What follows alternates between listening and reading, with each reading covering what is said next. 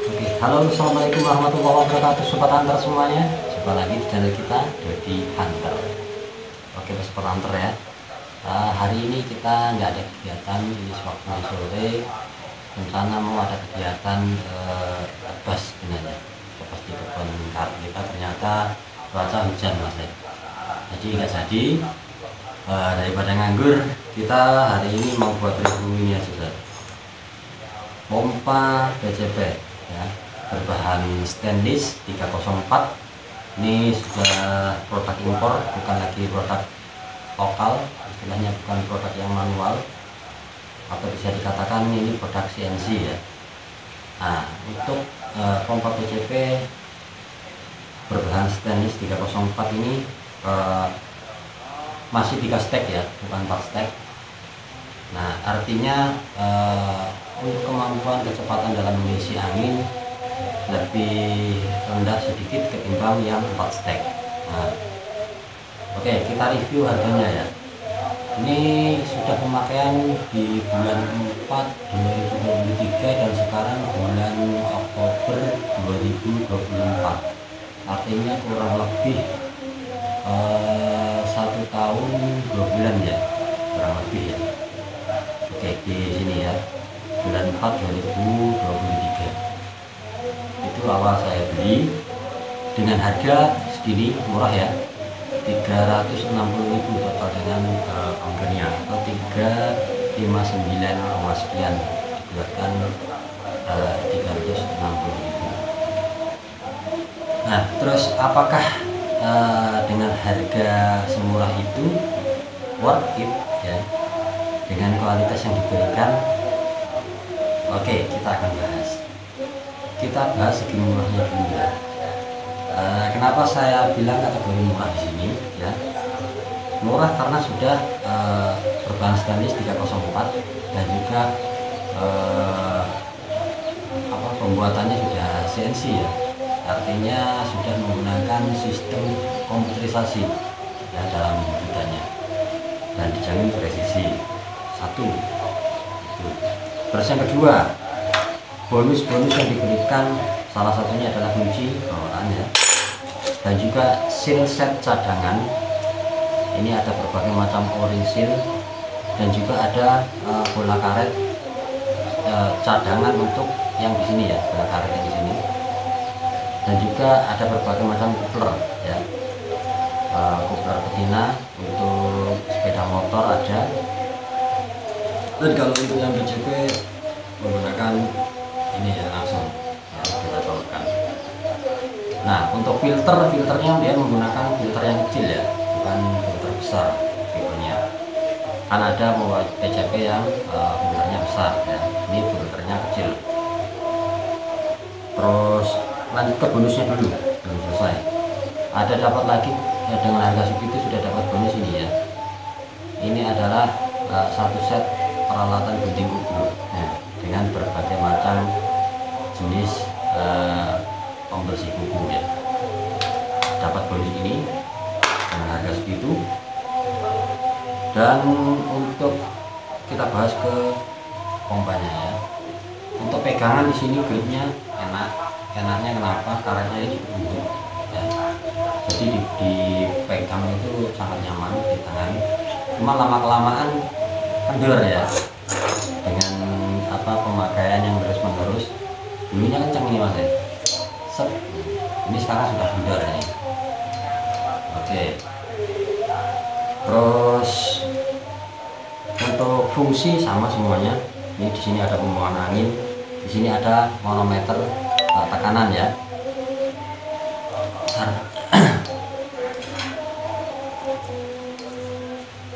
Di sini ada manometer untuk melihat tekanan, dan untuk jenis kakinya tidak bisa dilipat ya, atau kaki kupu-kupu ya, nggak bisa dilipat. Dibeli yang model ini ya, murah tapi ya gitulah, ada minusnya gitu. Nanti kita bahas tentang minusnya. Untuk perawatan cukup mudah ya, simple. Paling-paling ada di bagian o-ring seal ini yang galak pecah ya, terutama yang di bawah itu di pistonnya Nah, itu sering pecah. Untuk tekanan di sini adalah dia muat di 6000 PSI ya, kuat mendorong angin ya, atau memompa angin sampai tekanan 6000 PSI. Nah, kita bahas kekurangannya. Kekurangannya di sini saya nggak tutupin ya, ini pengalaman saya. Ini manometer nih, ini sekarang sudah bolong, cahaya. Ini pemakaian kurang lebih di berapa ya, 1 bulan kita atau 2 bulan ya. Nah, ini udah pecah ini mas ya, manometer meledak ya. Itu pada saat tekanan dulu seingat saya ada di sekitar 2600-an. Nah, sudah pecah mas ya. Tang, pas sore-sore ya, rencana kan paginya mau hunting, jadi sore kita isi angin, meledak mas ya. Ibu saya sampai kaget. Dikiranya PCP nya yang meledak. Alhamdulillahnya cuma ini manometer, bam.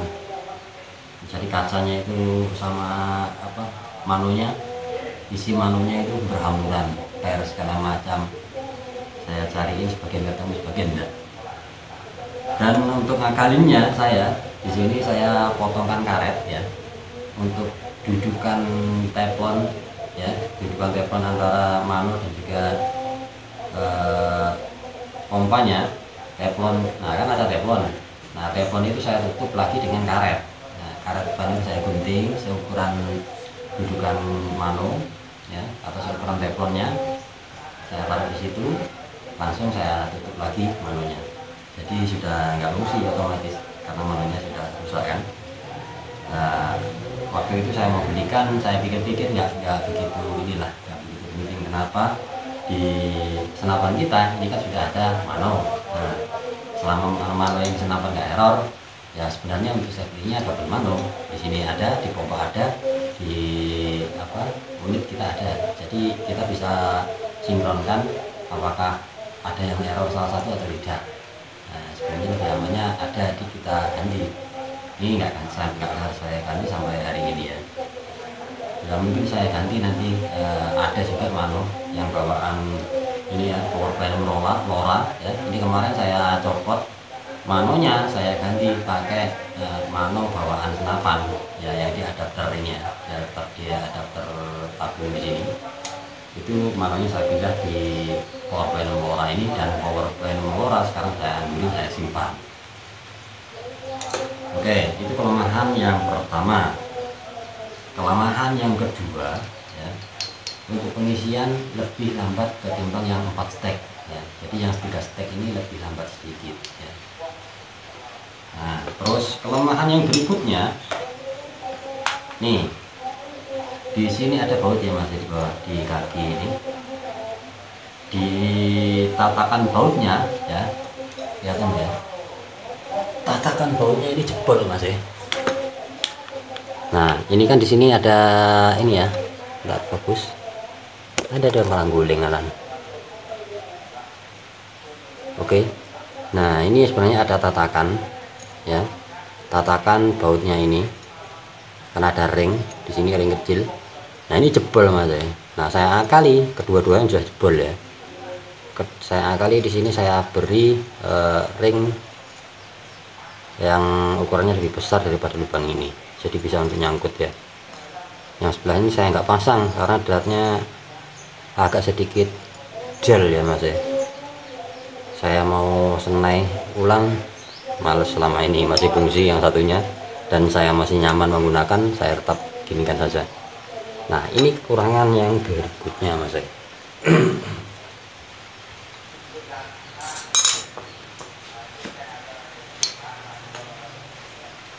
Kelebihan lagi ya, ada kelebihannya lagi di pompa PCP ini. Ini sudah sistem berdingin ya, menggunakan air coolant atau air radiator ya. Nah, jadi dia lebih nggak cepat panas ya, karena ada pendinginnya atau air coolant tadi ya. Nah, cuman kelemahannya ya, setelah dia penggunaan yang cukup lama, jadi di apa, drat ya, drat di bagian selongsong yang di dalam ini ada apa namanya, tabung kecil di dalam. Jadi tabung kecil, terus tabung ini ya yang saya sentuh ini, dan ada tabung luar, ada 3 tabung. Nah, air cooler itu posisinya di antara tabung yang di tengah dan juga yang ini, tengah ini ya. Yang di dalam dan yang di tengah ini. Nah, air itu dia akan turun ketika ada selah. Nah, ada selahnya dari drat yang tabung di dalam, tabung kecil di dalam ya. Nah, jadi dratnya itu kalau bawaannya itu sebelum ada kebocoran itu ada lemnya ya, dratnya itu seperti lem Korea lah kurang lebihnya untuk tingkat kekerasannya. Waktu saya buka itu kan penasaran kan, kok panas gitu kan, setelah pemakaian nggak lama itu kok panas gitu kan. Penasaran saya bongkar kemarin, saya bongkar total, ternyata air cooling yang di dalam itu habis, tinggal sedikit, paling segini, paling berapa mili adalah di 10 gelas ya, dikit banget pokoknya. Nah, saya buka, di situ ada lemnya. Oh, ternyata dia itu rembes ya, rembes dari dratnya tadi, yang di lem tadi. Lemnya itu pecah, dia masuk di antara itu, masuklah ke pompa, kedorong masuk ke senapan. Jadi kenapa airnya habis? Karena masuk di tabung senapan kita lah saya. Makanya waktu itu sempat filter itu ya, ini penyakitnya ini ya, pompa ini ya, filter itu keluar dari sini masuk ke mini cooler, jadi mengakibatkan ganjel di mini cooler, bocor lah dari mini coolernya. Pada akhirnya yang bongkar di ininya, tabungnya yang mini cooler kita lepas, kita bersihin.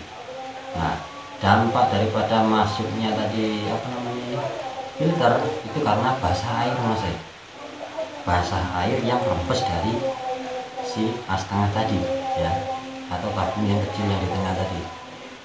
Nah, rembes dari situ masuk ke selang di sini ya, akhirnya basah lah itu filternya. Setelah basah filternya ya otomatis sirkulasi udara nggak akan lancar, nggak akan selancar sebelum terkena air pendingin tadi. Jadi sebenarnya untuk tingkat kebasahan udara di PCB itu nggak hanya dari udaranya saja ya. Udara itu kan sebenarnya ya mengandung air ya. Nggak sebersih atau sekering gas ya, atau tabung scuba yang menggunakan gas itu ya. Jadi gasnya itu lebih kering.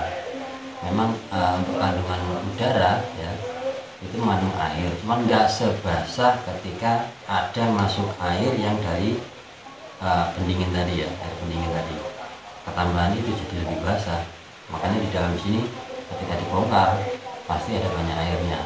Nah, untuk mengatasinya supaya kandungan air itu nggak banyak, kalau saya ya dari drat itu kita lem ulang, kita lem lagi menggunakan lem Korea.